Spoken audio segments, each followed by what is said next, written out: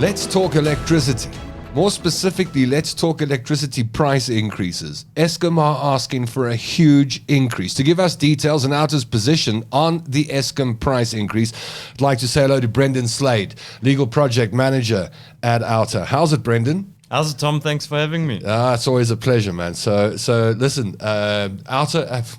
OUTA do not want Eskom to get this price increase, and there are a couple of other organizations, and I imagine 50 million people in South Africa that don't want to see the kind of price increase that Eskom is asking NERSA for. Just run us through what Eskom has asked NERSA for.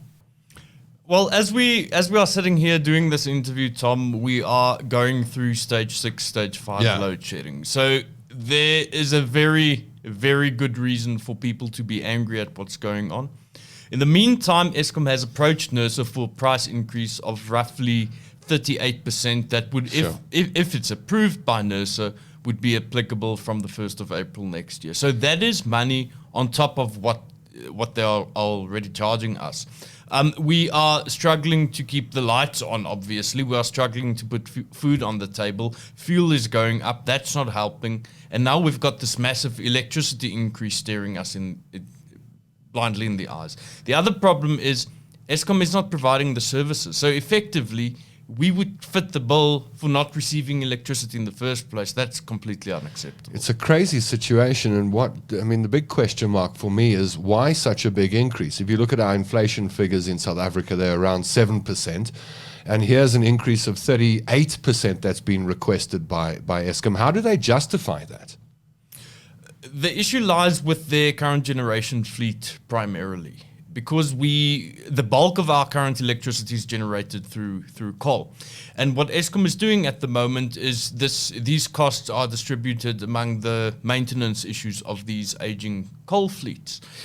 Unfortunately, this is not sustainable in the long run. Our dear colleague Liz McDade makes the comparison that it's like clinging onto a vintage car model. I mean, you can, yes, fine, it's a nice to have, but eventually that car model will start breaking. It will become more expensive to sustain that while there are alternative, cheaper means available. So are they saying they need that increase to fix the problems?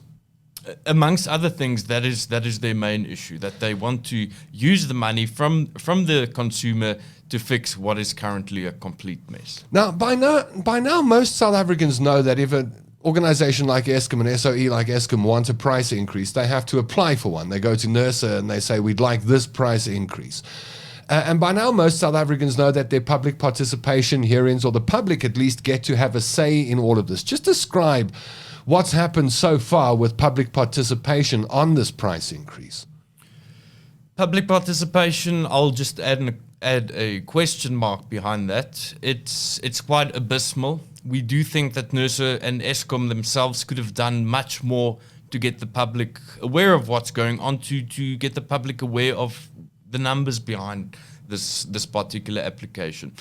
Just to put this into perspective, we had the public hearings that started on Monday this week, and OUTA was one of 6 civil society representatives that actually made a contribution. So there were 6 full seats at the table.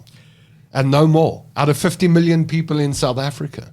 You won't believe this, but NERSA actually conceded that because they had so little interest from civil society, the physical meeting was cancelled. So it was changed into a virtual meeting. So OUTA literally hooked up a laptop and we sat there and made our presentation virtually.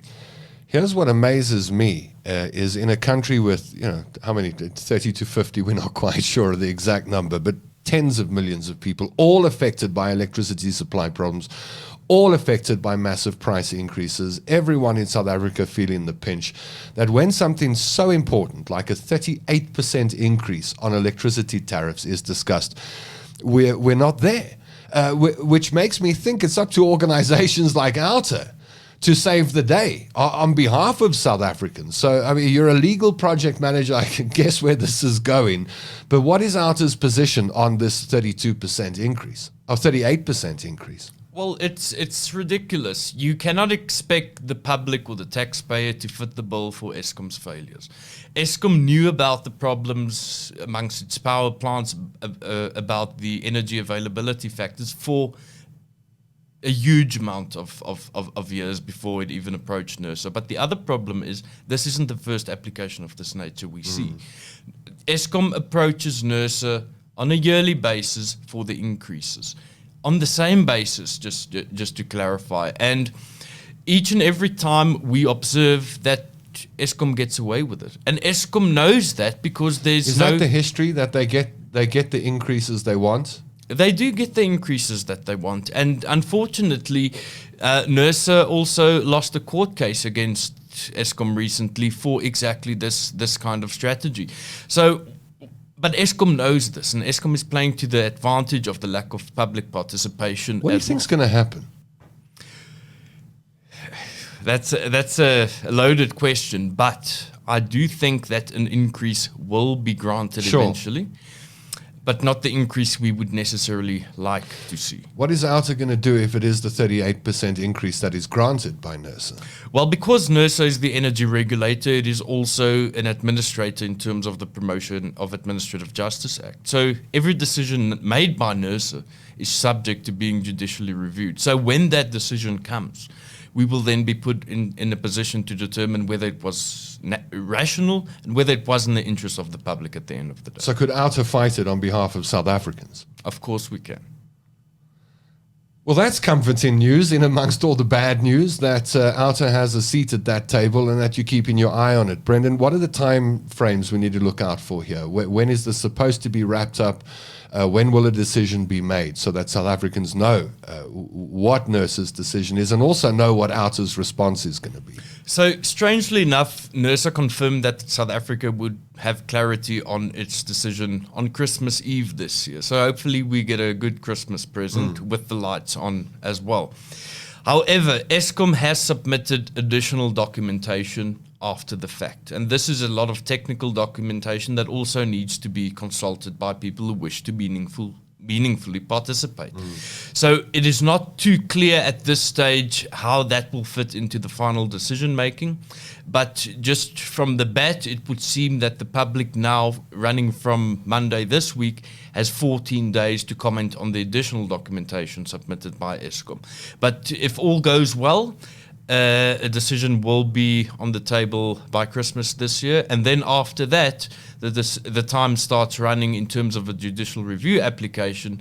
If anybody is to bring one, an additional 180 days after that. You know, Brendan, when I think of South Africans and how we react to stuff like this, we react emotionally, but we don't go to the public participation hearings. And I guess there's a good reason for it. We're busy. We're getting up in the morning trying to survive this world and this place we call South Africa. What can members of the public do to have a voice when it comes to unreasonable increases like this? Well, the stock answer would be go and buy a generator and install generator or solar. But that's unfortunately not the reality currently. Yeah. So I would make a call on all the public members out there to join OUTA, support OUTA, and donate to OUTA so that we can fight this fight on your behalf. So there you have it. OUTA is keeping an eye on the proposed electricity tariff increases. The requested 38% by Eskom is too high, says Brendan Slade and OUTA. They will be keeping an eye on the developments at NERSA and, of course, on your side should the increase be more than South Africans can really afford.